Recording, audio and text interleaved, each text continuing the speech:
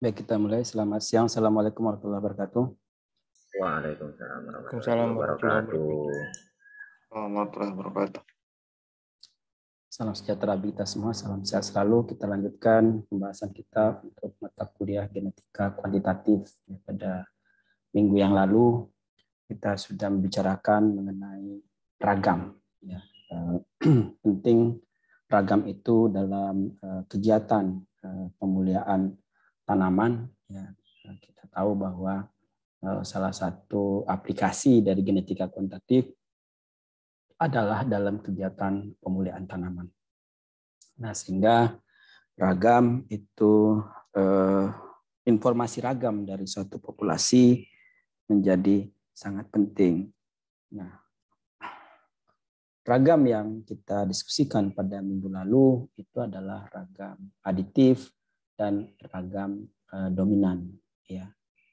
Karena ragam epistasis ini pada waktu pertemuan sebelumnya atau kita anggap 0, ya, maka kita sebut dengan ragam aditif, ragam dominan. Ragam dominan itu adalah ragam non aditif. Ya. Nah,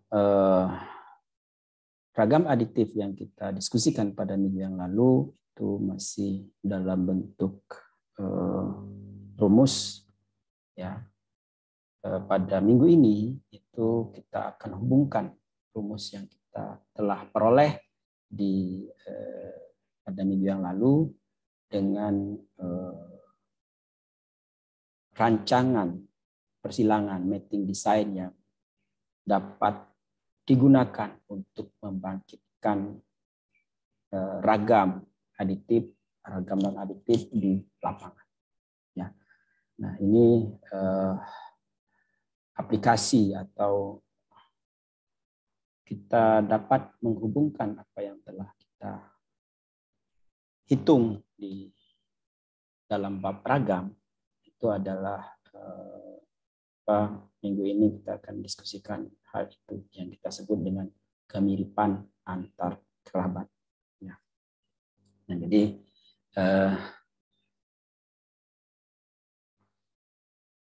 kita akan mendiskusikan tentang 4 hal, ya, pada kemiripan antar kerabat, yaitu offspring and one parent, offspring mid parent, half-sib, dan full-sib. Ya. Pada dasarnya makin berkerabat, ya, makin berkerabat suatu makhluk hidup, ya, juga tanaman, saya kira, maka akan semakin mirip secara genetik. Ya, jadi secara genetik makin berkerabat, ya. Individu satu dengan individu yang lain makin berkerabat, itu artinya makin dekat hubungan kekerabatannya, maka secara genetik akan semakin mirip, ya. Hubungan antara sepupu misalnya, itu antar individu-individu yang mempunyai hubungan sepupu itu secara genetik itu akan mirip. Tapi akan lebih mirip lagi kalau hubungannya saudara kandung, saudara tiri, misalnya seperti itu, ya. Atau antara ibu dan anak, antara bapak dan anak, antara kakek dan cucu, antara nenek dan cucu, paman dan ponakan, ya, tante dan keponakan, dan seterusnya. Yaitu makin dekat hubungan kerabatan, misalnya saudara kandung, saudara tiri, ya, anak dan orang tua, maka secara genetik mereka sangat mirip, ya. Jadi kalau kita melihat ukuran-ukuran dari populasi itu berupa ragam, misalnya ada individu 1, X1, X2, X3, X4, dan seterusnya sampai Xn, maka perbedaan di antara X1, X2, X3, X4 itu hubungan penyebarannya kita sebut dengan ragam, ya. Sebaran dari tentu seberapa luas sebarannya itu kita sebut dengan ragam. Demikian juga dengan Y1, Y2, Y3, Y4, dan seterusnya sampai Yn kita sebut dengan ragam Y. Jadi perbedaan perbedaan individu di dalam populasi X itu kita sebut dengan ragam X. Perbedaan individu-individu di populasi Y kita sebut dengan ragam Y atau var X dan var Y. Nah, sementara hubungan di antara X dan Y itu kita sebut dengan kovarian. Hubungan kemiripan di antara X dan Y seberapa dekat, seberapa erat itu kita sebut dengan kovarian.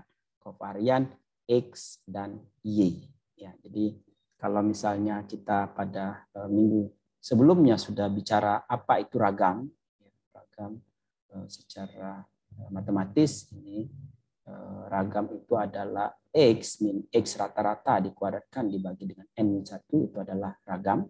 Ya. Maka yang disebut dengan koragam atau kovarian itu adalah X min X rata-rata dikali dengan Y min Y rata-rata. Saya kira pada minggu yang lalu juga kita sudah diskusikan bagaimana kovarian antara X dan Y. X min X rata-rata dan Y min Y rata-rata. Itu adalah kovarian. Ya. Kalau kita bagi antara kovarian antara X dan Y, ya, kemudian dibagi dengan ragamnya, ragam X, maka itu disebut dengan koefisien regresi. Jadi koefisien regresi X dan Y itu adalah koragam atau kovarian X dan Y dibagi dengan ragam X. Ya, jadi ini sangat penting, saya kira nanti kita akan mendiskusikan tentang regresi antara parent dan offspring, kemudian regresi di antara parent dan antara mid parent dengan offspring. Ya. Spring itu adalah turunannya. Jadi saya sebutkan lagi bahwa kovarian antara X dan Y dibagi dengan ragam X itu adalah regresi. Nah, kalau kita akan masuk nanti ke regresi antara anak dan orang tua, berarti nanti kovarian antara orang tua dan anak dibagi dengan ragam orang tua. Ya, kira-kira begitu. Mari kita lihat satu persatu genetik kovarian dari offspring and one parent.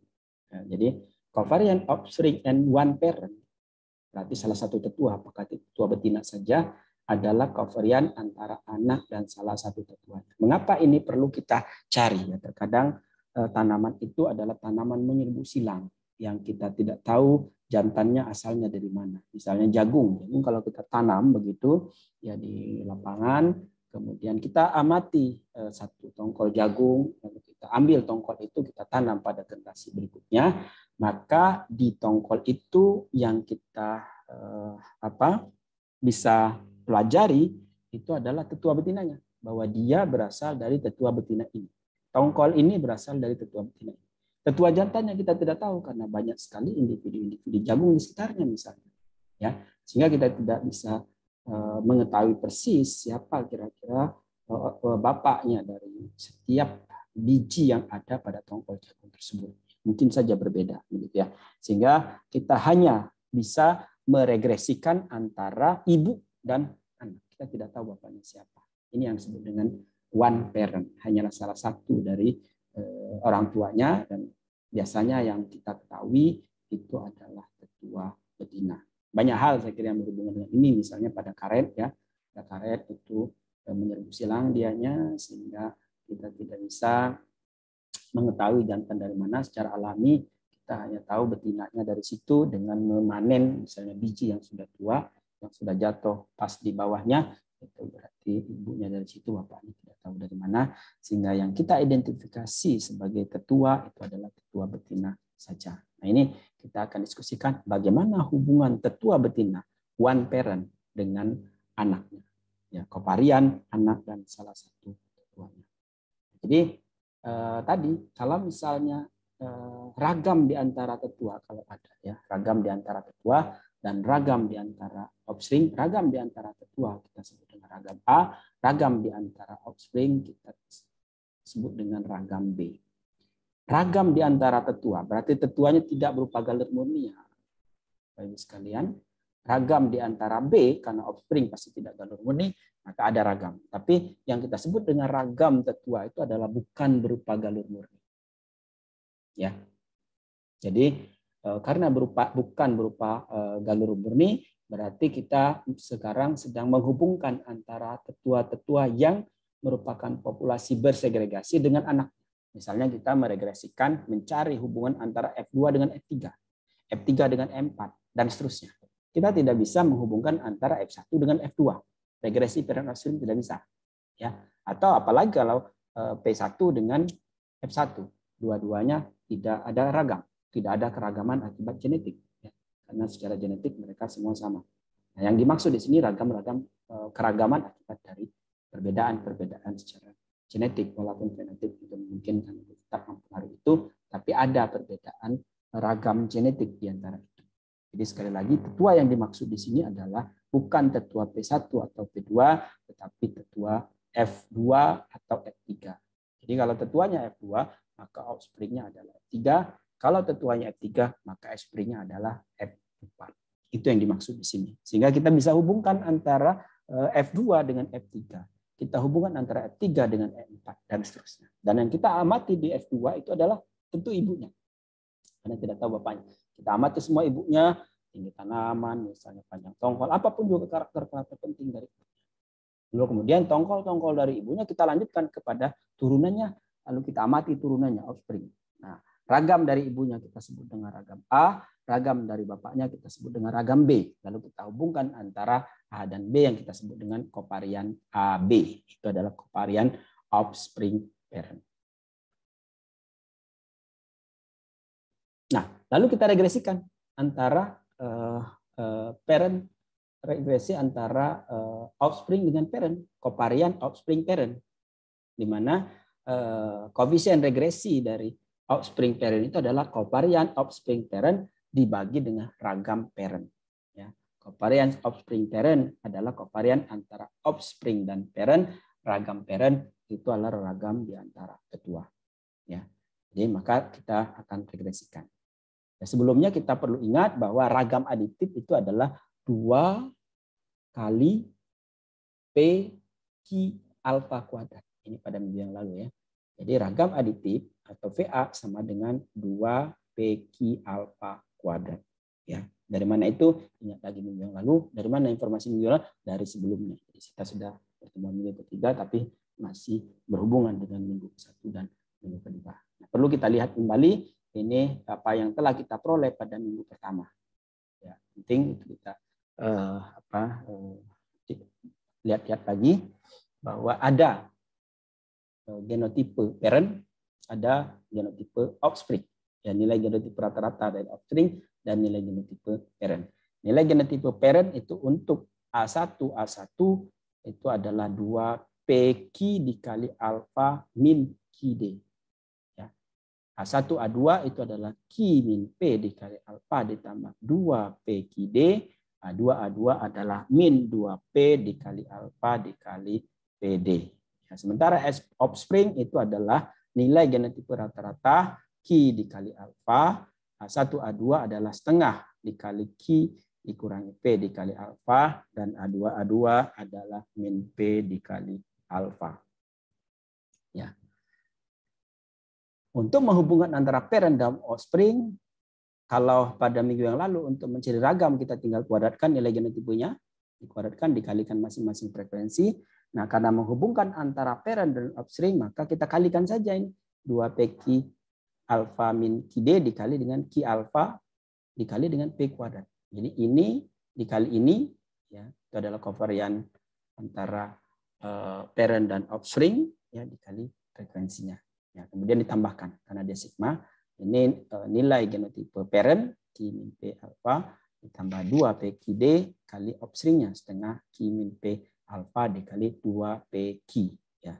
Kemudian untuk yang A22 adalah min 2P dikali alfa plus PD dikali min P alfa dikali Q kuadrat. Sehingga kalau kita lihat akan seperti ini hasilnya. Ya. P kuadrat 2PQ alfa min QD dikali Q alfa dan seterusnya. Ya, jadi untuk A1 ini ini adalah untuk A1, A2, ini adalah untuk A2, A2. Lalu kita bisa sederhanakan, ya, dikeluarkan semua yang dari kurung, ya, akhirnya dapat ini. Kemudian kita lihat bahwa ada PQ ditambah 2PQ, gitu ya, Q min P kuadrat, ya.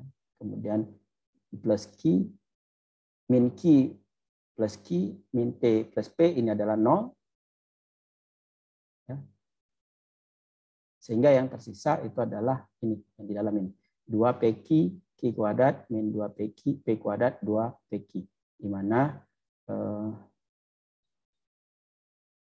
mana ini 2PQ, min 2PQ habis, sehingga tinggal P kuadrat 2PQ Q kuadrat.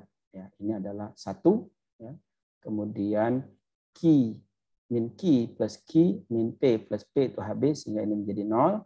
Yang tersisa adalah, ini adalah 1, yang tersisa adalah PQ alfa kuadrat. Jadi covarian dari offspring parent itu adalah PQ alfa kuadrat. Tadi sudah saya ingatkan, rumus dari ragam aditif pada minggu sebelumnya adalah 2PQ alfa kuadrat. Ya, sehingga karena PQ alfa kuadrat, ya, sama dengan covarian offspring parent, maka PQ alfa kuadrat sama dengan setengah dari ragam aditif. Ya. Begini. Gitu, ya. Jadi dengan demikian maka covarian offspring parent itu adalah setengah dari ragam aditif. Ya. Sudah jelas sekarang berarti, ya, bahwa apa hubungan dengan ragam aditif dan PQ alfa kuadrat dan covarian offspring parent ini dalam hal kita nanti akan menghitung covarian offspring parent. Ada pertanyaan?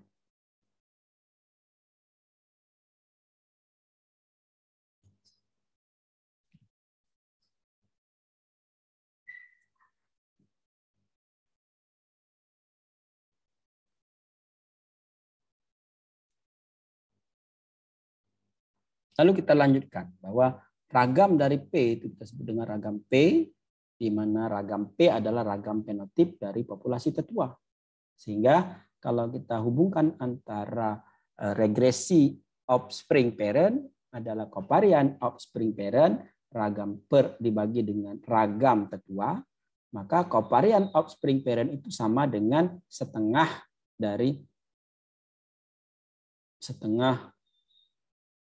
ragam aditif dibagi dengan ragam fenotip.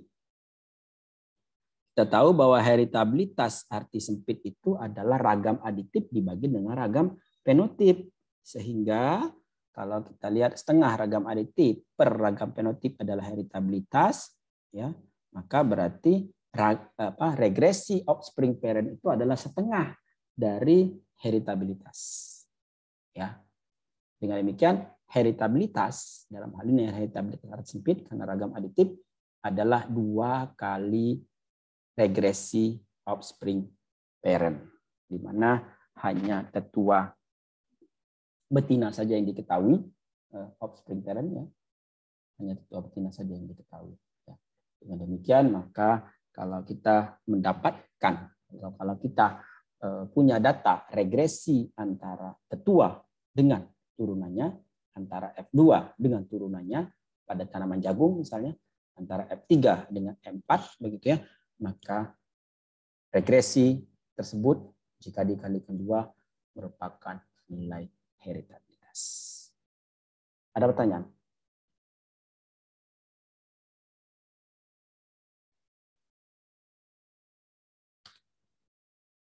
Hanya mengkonfirmasi saja sih Bapak. Silakan Mas Reza. Berarti ketika kita pada populasi bersegregasi kan ini ya Pak, ya, betul. Offspring and one parent, berarti ketika nanti kita mencari heritability narrow sense atau heritabilitas arti sempit, nanti kita bisa mendapatkan nilai covarian ini ya Pak?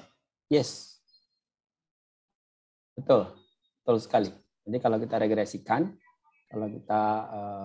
kalau kita realnya kan begini. Kalau nanti akan dicari ya, regresi itu kan covariant offspring parent dibagi dengan ragam P. Jadi covariant offspring parent itu kan bisa dihubungkan antara tetua tadi rata-rata F2 misalnya ada. Individu 1 dikurangi rata-rata tetua. Kemudian yang parent juga begitu, individu 1 dikurangin dengan rata-rata tetua. Kalau dikalikan kan menjadi covariant offspring parent. Ya. Dibagi dengan ragam dari tetua. Ragam tetua itu ragam F2. Maka itu adalah regresi offspring parent. Nah, regresi offspring parent itu adalah heritabilitas arti sempit ya jika dikalikan 2. Kira-kira begitu. Ya. Ini pada minggu ini saya sampaikan bahwa minggu ini adalah membumikan apa yang kita sudah pelajari dua minggu sebelumnya. Ya, pada minggu pertama pertemuan saya itu adalah nilai dan nilai rata-rata. Minggu kedua adalah ragam. Minggu ketiga itu bagaimana cara membangkitkan data sehingga ragam yang kita maksud kemarin, ragam aditip, ragam fenotip dan sebagainya itu dapat kita hitung sehingga dapatlah heritabilitas. Itu maksudnya. Ya, dan bagaimana populasi-populasi yang ada itu nanti kita bisa gunakan ya mapping design untuk mencari parameter-parameter genetiknya. Dan dalam hal ini adalah heritabilitas. Itu adalah offspring parent. Berikutnya adalah offspring mid parent. Ya. Nilai mid parent adalah P. Rata-rata P itu kan adalah setengah dari tetua 1 ditambah tetua 2 kan gitu. Tetua betina ditambah tetua jantan dibagi 2 itu adalah rata-rata mid parent-nya. Gitu. Ya. Tetua 1 ditambah tetua 2 dibagi 2 itu adalah rata-rata mid parent. Demikian juga dengan covarian. Kalau covarian mid parent itu adalah setengah covarian offspring parent ditambah covarian offspring parent satunya. Jadi offspring dengan tetua betina, kemudian kita covariankan, kemudian offspring dengan tetua jantan kita covariankan, dijumlahkan, dibagi 2. Ya, jadi covarian dibagi 2 itu adalah covarian offspring mid parent. Gampang kan? Sehingga covarian offspring mid parent adalah covarian offspring parent sesungguhnya, ya. Kenapa? Karena offspring parent dengan offspring mid parent dibagi 2, ya. Jadilah covarian offspring. Nah, covarian offspring itu adalah setengah kali ragam aditif, ya. Covarian offspring itu adalah setengah kali ragam aditif, sama jadinya. Nah. Ya. Sama jadinya. Ya, seperti tadi rumusnya bisa kita peroleh melalui tabel 92 di buku genetika kuantitatif ya, Falconer. Nah, sementara ragam tetua tadi adalah ragam mid parent itu adalah setengah dari ragam parent ya.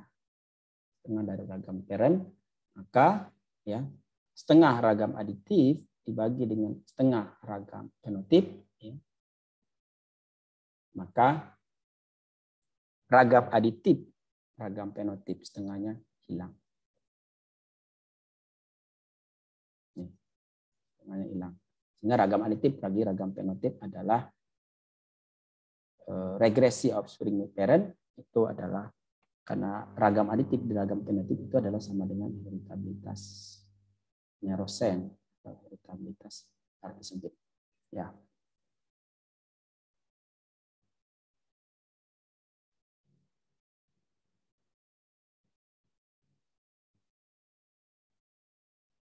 Jelas ya?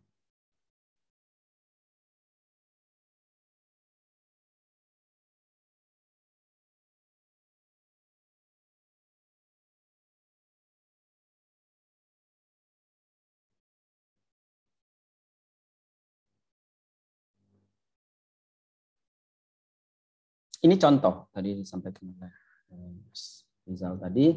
Ini adalah contoh akumulasi strontium 86 diamati pada tanaman gandum F2 dan turunannya F3.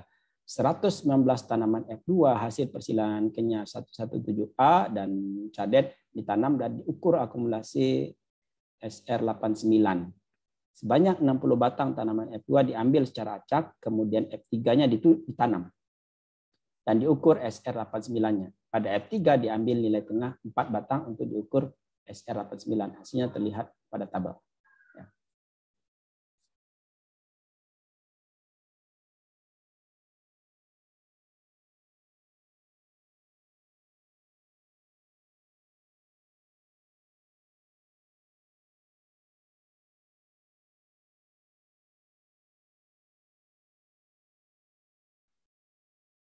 Jadi ada F2, ya. Ada F3.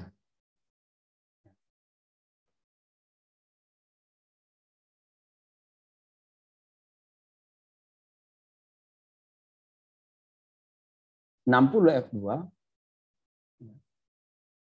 dan F3. Ya. Lalu dihubungkan antara F2 dengan F3. Ya.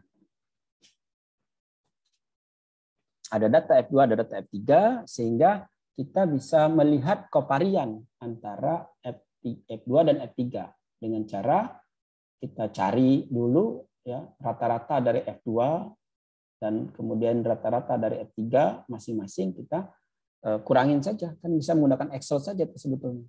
X min X rata-rata ya kali dengan Y min Y rata-rata ya. Kemudian dijumlahkan di setiap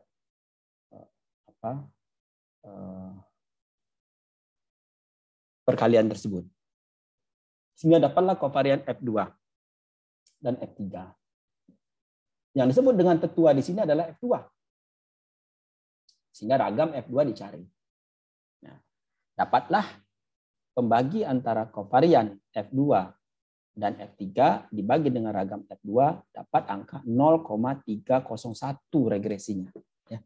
Regresi antara kovarian F2 dengan F3 dibagi dengan ragam F2 itu adalah 0,301. Ya.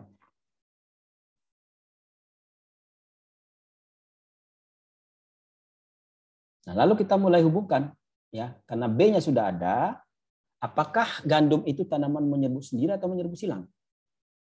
Kalau tanaman menyerbuk sendiri ya, kalau tanaman menyerbuk sendiri, maka berarti bapak dan ibu itu di F2 posisinya. Ya. Bapak dan ibu kan di F2 posisinya. Kalau tanaman menyerbuk silang, maka bapak saja, ibu saja yang diketahui, bapaknya tidak diketahui. Jadi ketika gandum itu kita amati di F2, maka berarti bapak dan ibunya sekaligus dalam satu individu tanaman tersebut kita amati. Karena dia menyerbuk sendiri. Nah, karena dia menyerbuk sendiri, maka kita gunakan kovarian offspring mid parent, di mana B itu adalah heritabilitasnya. Ya. Sementara kalau tanaman menyerbuk silang seperti jagung yang tidak diketahui jantannya, maka tadi kita menggunakan kovarian offspring parent, ya, kovarian offspring parent, kovarian antara anak dan salah satu dari tetuanya atau hanya ibunya saja, misalnya pada kasus jagung yang adalah ibunya saja. Nah, sehingga heritabilitas arti sempit itu adalah regresinya, ya. Kalau untuk gandum tanaman menyerbuk sendiri, sementara tanaman menyerbuk silang heritabilitas arti sempit adalah 2P. Gitu kira-kira. Ada pertanyaan?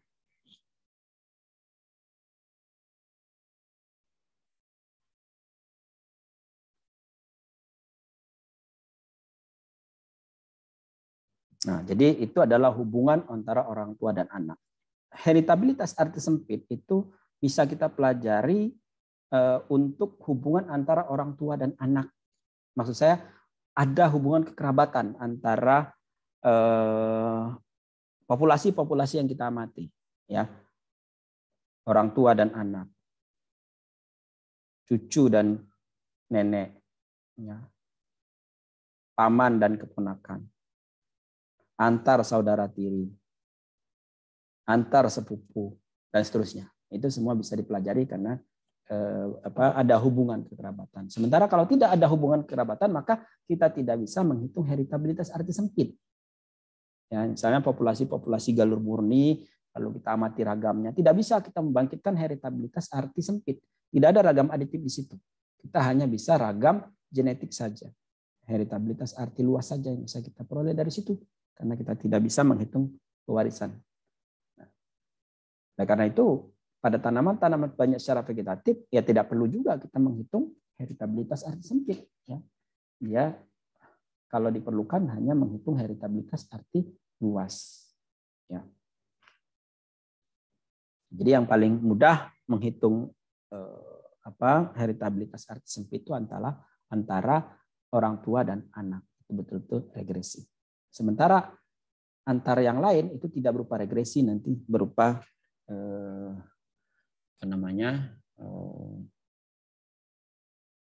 korelasi, ya. Nah, sekarang kita lihat hubungan saudara tiri, hapsib. Hapsib itu adalah individu-individu yang mempunyai tetua betina yang sama dengan tetua jantan yang berbeda, atau tetua jantan sama sedangkan tetua betina berbeda. Ya. Jadi saudara tiri itu ibu sama, bapak berbeda, atau bapak berbeda, ibu sama. Itu saudara tiri. Ya. Yang kita sebut dengan hapsib. Nah, tingkat kemiripan antara saudara tiri itu dinyatakan sebagai korelasi intrakelas. Ya. T sama dengan 1/4 V. Tiba-tiba di sini.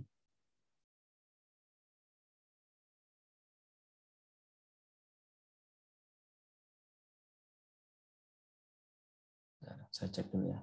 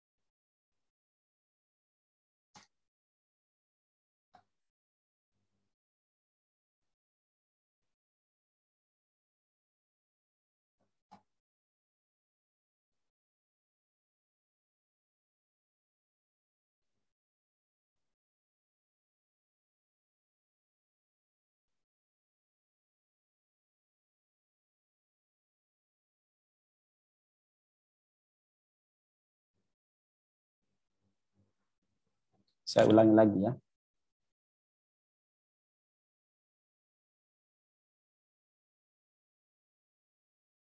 Saya ulangi lagi di sini.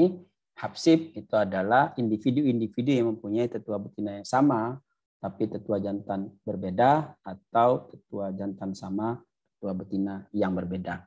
Nah, pada tabel sebelumnya, terhubung lagi dengan tabel sebelumnya. Ini ya, barangkali. Ini ya. Pada tabel ini kita bisa lihat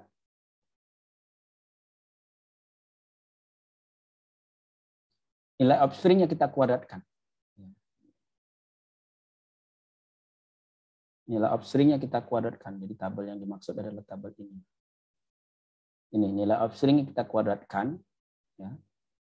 Karena kita hanya bekerja dengan offspring saja, tidak melibatkan tetua, maka offspring yang kita kuadratkan dikalikan frekuensinya.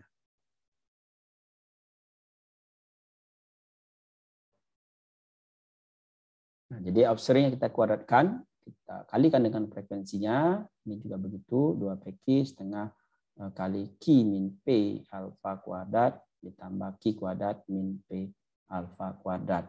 Jadi P kuadrat, Q kuadrat, alfa kuadrat, dan seterusnya, 2PQ, ya. 2PQ setengah Q kuadrat, dan seterusnya, ini setengah PQ alfa kuadrat. Kalau ini kita kita setengah pangkat 2 itu adalah seperempat, kalikan 2 setengah gitu ya. Kemudian PQ ya, di luar alfa ini kita kuadratkan Q min P kuadrat ya. Kemudian ini adalah Q kuadrat P kuadrat alfa kuadrat ya. Kemudian kita keluarkan PQ alfa kuadrat. Karena kita tahu tadi rumus itu adalah mengarah kepada ragam aditif ya.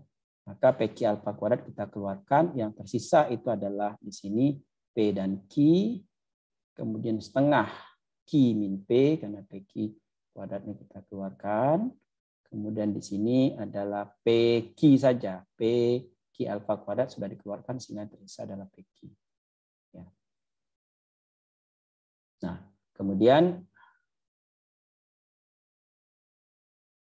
2 PQ dikurangi PQ itu adalah 1 PQ, gitu ya, sehingga tersisa adalah setengah Q kuadrat PQ saja setengah P kuadrat.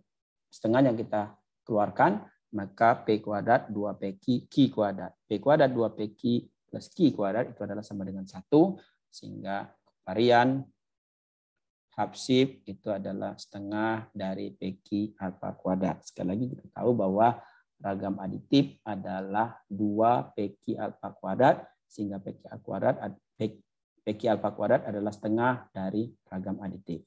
Ya. Karena PQ alfa kuadrat adalah setengah, jadi ini setengah dikali setengah ragam aditif, maka berarti setengah kali setengah seperempat ragam aditif. Ya. Jadi kovarian Habsib itu adalah seperempat dari ragam aditif.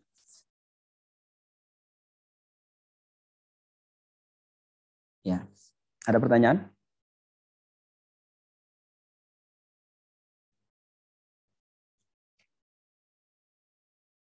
Dengan demikian maka tingkat kemiripan antar saudara tiri itu adalah kita sebut dengan korelasi ya. Kita tidak meregresikan tapi mengkorelasikan antara saudara ya. Maka kovarian ya. Rumusnya sama, saya kira regresi dengan korelasi, rumusnya sama-sama ya, adalah kovarian ya. Kovarian Habsib jadinya saudara tiri dibagi dengan ragam P itu adalah T ya. Kovarian Habsib itu adalah seperempat dari ragam aditif, maka ragam fenotip dibagi dengan ragam fenotip berarti T sama dengan ya 4, T sama dengan seperempat dari heritabilitas arti sempit. Ya. Karena T sama dengan seperempat dari heritabilitas seperti arti sempit, artinya heritabilitas adalah 4 dikali T, 4 dikali korelasi intrakelas antara saudara tiri. Mengapa korelasi, mengapa regresi? Silakan dipelajari di buku Falconer. Nah, itu adalah Habsib. Habsib adalah saudara tiri. Bagaimana dengan Fulsib? Nah, Fulsib adalah individu-individu yang berasal dari 2 tetua yang sama atau yang disebut dengan saudara kandung. Fulsib itu saudara kandung. Kovarian Fulsib berarti kovarian untuk saudara kandung. Kovarian Fulsib itu adalah PQ alfa kuadrat ditambah D2 P2 Q D kuadrat P kuadrat Q kuadrat. Ya, itu adalah kovarian Fulsib. Silakan cek di bukunya Falconer.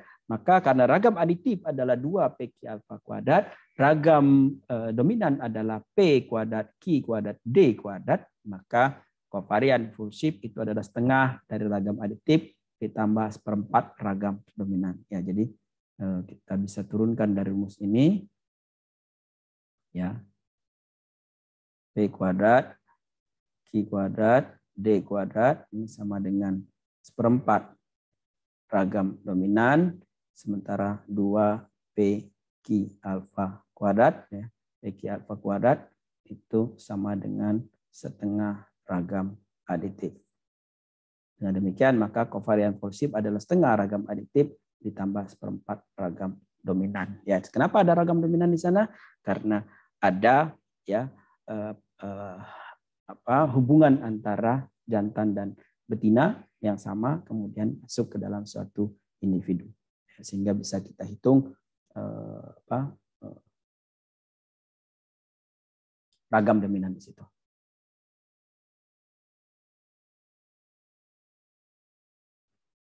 Sehingga kemiripan antar saudara kandung itu dinyatakan korelasi intrakelas, ya, setengah dari ragam aditif ditambah seperempat ragam dominan dibagi ragam fenotip, ya. Jadi kalau misalnya kita ini tidak bisa kita pilah-pilahkan, nanti berarti ada setengah dari heritabilitas sempit ditambah seperempat ragam dominan dibagi dengan ragam fenotip, ya. Nah, dengan demikian maka bisa kita simpulkan tadi, ya, kita simpulkan bahwa offspring dan one parent itu adalah setengah ragam aditif, ya, di mana kita bisa menggunakan korelasi, menggunakan regresi, ya, setengah ragam aditif dibagi ragam fenotip. Offspring and mid parent itu ragamnya adalah setengah ragam aditif, kemudian regresinya adalah ragam aditif dibagi dengan ragam fenotip, ya. Kemudian hapsip itu adalah seperempat dari ragam aditif, di mana korelasinya adalah seperempat dari ragam aditif dibagi ragam fenotip. Fullsip itu adalah setengah ragam aditif ditambah seperempat ragam dominan dan tambah ragam lingkungan. Nah, ini ada ragam lingkungan di fullsip, ya, ragam lingkungan karena hubungannya dengan tetua di situ, ya, tetua jantan dan tetua betina yang sama, maka ada muncul ragam tetua betina dan tetua jantan yang sama tersebut. Nah, seperempat, setengah ini, setengah dan seterusnya ini akan tergambar di sini, ya. Nah, dengan cara yang sama sebetulnya, ya, di buku-buku genetika kuantitatif itu dibuat ini ragam aditifnya berapa, ragam dominannya berapa untuk hubungan antar kerabat, ya. Klon itu satu, ya, pasti. Fullsip itu adalah setengah ragam aditif, seperempat ragam dominan. Nah, ragam yang lainnya itu bisa dihitung, ya. Tapi kira-kira nanti akan menggunakan rumus ini. R kuadrat, RU, U, dan R pangkat 3. Hapsip itu adalah seperempat ragam aditif yang sudah kita hitung. Karena interaksi ini kan kita anggap 0, tapi kalau mau dihitung beginilah kira-kira hitungannya. Kemudian yang sudah kita hitung tadi adalah parent offspring, ini setengah. Kemudian apa lagi? Parent offspring setengah. Mid parent offspring nggak ada, ya. Single, nah, single first cousin 8, double first cousin 1/4, 1/16, grandchild, ya. Ini adalah nenek dan cucu, kemudian tante dan keponakan, kemudian paman dan keponakan. Ya. Kalau ini sepupu, ya. Double 1/4. Ya, ini sepupu. Ya. Sepupu double, sepupu single. Sepupu double itu berarti nenek bersaudara. Ya. Sepupu single itu mungkin orang tua yang bersaudara. Ya. Sehingga setengah ragam aditif, ragam dominan itu cara mencarinya seperti tadi, dan di buku-buku genetika kuantitatif itu diajarkan bagaimana caranya. Nah, yang kita perlu tahu adalah masing-masing ini adalah beginilah kira-kira skor dari masing-masing ragam aditif, ragam dominan, dan secara umum R kali U, kemudian ragam aditif R kuadrat, R U kuadrat, R pangkat 3. Jadi kalau ingin mempelajari koefisien dari masing-masing, di mana itu ada epistasis, aditif dominan, aditif, dan seterusnya, aditif dominan, maka kita menggunakan rumus ini. Ya. Yang penting berarti harus diketahui adalah ragam aditif dan ragam dominan. Ya. Sehingga epistasis itu bisa diketahui. Kalau misalnya tidak ada ragam dominan, maka tidak ada epistasis dominan. Adalah epistasis aditif saja. Ya. Epistasis aditif pangkat 3. Ya. Nah, jadi kalau yang ada ragam dominannya adalah fullsip, begitu, kemudian double Wisconsin.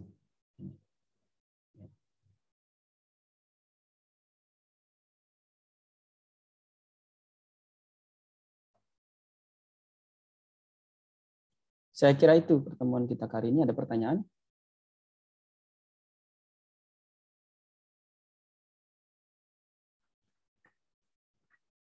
Pada pertemuan minggu depan kita akan bahas bagaimana membuat populasi-populasi yang berhubungan dengan hapsip dan fullsip. Jadi misalnya di alel begitu ya.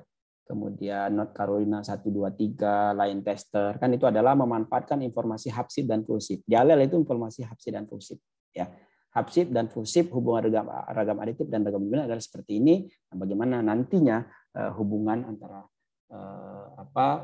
mating design ya dengan hapsip dan fullsip yang telah kita pelajari hubungan kerabatan hari ini. Ya. Tidak ada lagi. Bisa bertanya, Prof? Silakan. Kalau misalnya kita memiliki populasi F2 dan F3, kemudian di F3-nya ini dalam hal ini adalah tanaman menyerbuk silang ya, Prof. Tetapi pada F3 ini di selfing. Nah, apakah kemudian kita mencarinya itu dengan hukum yang seperti tadi dengan one parent atau karena dengan selfing menggunakan offspring mid parent ya, Prof? Terima kasih. Kalau misalnya masing-masing individu itu kita selfing ya, kemudian kita lihat ragamnya gitu ya di F3, lalu akan seperti apa begitu ya. Nah, karena dia di selfing, maka akan mengikuti bahwa individu bapak dan ibu itu diketahui kan, kalau kita amati individu itu kan kalau kita selfing, maka berarti bapak dan ibu itu mengikuti yang menyebut sendiri tadi, ya kita selfing tadi. Ya, jadi bapak dan ibu itu dari individu yang sama berarti kan ya. Itu kita selfing, maka heritabilitasnya nanti berarti tidak dikalikan 2, tapi heritabilitas sama dengan regresinya. Nah, jadi kalau kita regresikan di F3 dari tanaman yang kita serbukan sendiri, kita gunakan seperti tanaman menyerbuk sendiri. Itu kira-kira. Ya. Baik, Prof. Terima kasih, Prof. Banyak sekali berarti F2-nya harus di-selfing satu-satu ya. 200 F2 di-selfing satu-satu untuk mendapatkan F3 gitu. Misalnya seperti itu. Ya, tapi ketika tanaman itu di-selfing biasanya kita heritabilitasnya itu biasanya tidak kita istilahnya itu semakin intens kita selfing itu ya semakin banyak gen-gen yang homozigot yang berhubungan sehingga kadang-kadang yang ada adalah inbreeding depression ya. Tidak ada kemajuan seleksi akibat tidak ada kemajuan, jadi dia terjadi kemunduran. Kita akan bias karena dia terjadi kemunduran semua memendek, tongkolnya memendek, sehingga kita katakan menjadi tidak ada kemajuan dan tidak ada heritabilitas jadinya arti sempit gitu ya. Karena dia mundur gitu ya. Maka berarti kan kita katakan heritabilitas arti sempitnya tidak ada. Memang tidak ada heritabilitas sempit di situ karena memang ragam aditifnya kan nggak ada. Nanti semuanya ragam dominan kan gitu. Jadi dia akan menjadi 0, akan tercermin di situ nanti. Sehingga untuk tanaman jagung yang di selfing itu heritabilitas arti sempitnya akan kecil-kecil nanti, Mbak. Ya. Karena F3-nya menjadi mundur dia. menjadi lebih vigornya menjadi lebih rendah. Iya, Prof. Terkait itu juga, Prof, kalau misalnya kita dalam kegiatan seleksi menggunakan misalnya S1. Seleksi S1 kan jadi memang dia di selfing ya, Prof. Di selfing, kemudian otomatis untuk heritabilitasnya mengikuti seperti yang tadi ya, Prof. Mengikuti mid parent dan mungkin kemajuan seleksinya kalau maksudnya kemajuan seleksinya itu menjadi mundur bagaimana ya, Prof? Ya, memang ketika untuk tanaman menyerbuk silang seperti jagung yang akan dijadikan hibrida, kita tidak begitu penting, Mbak, arti heritabilitas arti sempit dalam hal ini, ya, karena nanti tetua itu akan dijadikan hibrida. Jadi yang kita eksplor justru ragam dominannya gitu ya. Jadi memang tidak diperlukan di situ heritabilitas arti sempit gitu ya. apa informasi-informasi itu, karena nanti kita akan figurnya akan menurun, kemudian kemajuan seleksinya akan minus gitu ya, akan menjadi 0. Jadi heritabilitas sempitnya 0 0 0 terus nanti sampai ke bawah itu akan jadi 0 terus. Kalau dikurangi dengan itu kan dia akan mundur-mundur terus. Jadi tidak ada heritabilitas sempit karena dia mulai seragam. Kalau mulai seragam kan ketemu antar aditif dengan aditif begitu ya. Dan tidak aditif dominan. Maksud saya ketemu antara alel yang dominan dengan resesif kan ya. Alel dominan dengan dominan atau resesif dengan resesif gitu ya. Ketemu antar mereka yang homozigot jadinya. Pakai homozigot dominan dan homozigot resesif. Dan itu nanti akan menyebabkan tanaman menjadi tidak vigor begitu. Nah, oleh karena itu tidak penting kita mencari heritabilitas arti sempit pada posisi ini. Biasanya kalau kita akan membentuk galur ya Pak ya, kalau kita akan bentuk galur, akan bentuk galur murni begitu ya. Nanti ketika dia sudah menjadi galur murni, lalu kita bikin mating design, baru kita buat. Jadi sebaiknya tidak menggunakan populasi-populasi bersegregasi untuk tanaman menyerbuk silang yang seperti ini yang kita selfing terus-menerus.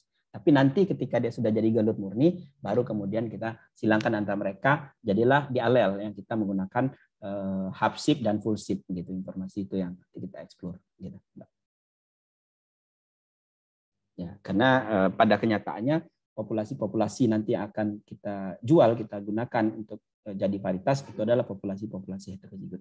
Ya. Sehingga sekaligus juga kita bisa cari informasi-informasi melalui tanaman-tanaman yang seperti itu. Nah, oleh karena itu dalam tanaman-tanaman yang nanti akan kita bentuk dalam keadaan heterozigot ya seperti jagung, maka biasanya kita tidak mengarah kepada mencari heritabilitas arti sempit arti luas dengan menggunakan selfing. Kita menggunakan populasi bersegregasi, Pak. Jadi kawinkan populasi bersegregasi, ya, kemudian nanti dari populasi bersegregasi kita akan lihat bagaimana besaran dari ragam aditif dan ragam dominan. Terima kasih, Prof. Jangan nanti mencari heritabilitas sempit lalu kemajuan seleksi. Nanti mundur-mundur lalu jadi kita gimana sih ini kok tidak ada kemajuan seleksinya? Karena kita meskipun kita seleksinya agak kuat ya, misalnya mengambil yang bagus, tetap aja dia akan turun kan terus secara walaupun tidak drastis. Kalau kita mengambil yang kecil turun drastis, tapi kalau kita mengambil yang tetap besar dia akan turun terus, tapi tidak drastis. Lama-lama dari F2 sampai F6 akan kelihatan turunnya. Kalau F2 ke F6, tapi F2 ke F3 nggak kerasa, F3 F4 nggak kerasa, F4 ke F5 nggak kerasa, tapi dari F2 ke F5 itu kerasa penurunannya maksud saya. Karena kita melakukan seleksi itu ini.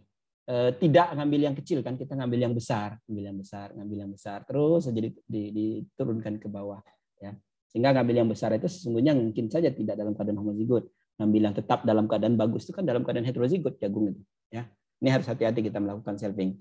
Kita dihadapkan dua dilema. Kita mau ngambil yang bagus atau mengambil yang jelek. Kalau mengambil jelek dia memang mengalami inbreeding, tetapi lalu tanamannya sudah mulai kelihatan jelek. Tapi kalau kita bagus, kita bisa mendapatkan yang homozigot dominan atau heterozigot. Nah, kalau ngambil yang heterozigot, kita berarti mengambil yang seperti F1 lagi gitu. Seperti itu. Oleh karena itu, kalau kita melakukan seleksi untuk selfing jagung, itu perlu ada sense ya. Oh, seperti ini yang kita ambil ya, tidak terlalu tinggi, tidak terlalu pendek. Kalau terlalu pendek itu inbreeding depresinya besar. Kalau terlalu tinggi kita ngambil yang heterozigot jadinya. Ya, itu nanti kita akan jelaskan di pemulihan tanaman, tanaman menyerbuk silang. Kira-kira demikian. Ya. Masih ada? Kalau tidak ada, sampai ketemu minggu depan. Terima kasih atas perhatian Anda. Assalamualaikum warahmatullahi wabarakatuh. Waalaikumsalam warahmatullahi wabarakatuh. Waalaikumsalam warahmatullahi Terima kasih, Prof. Assalamualaikum warahmatullahi wabarakatuh. Saya akan end meeting for all ya.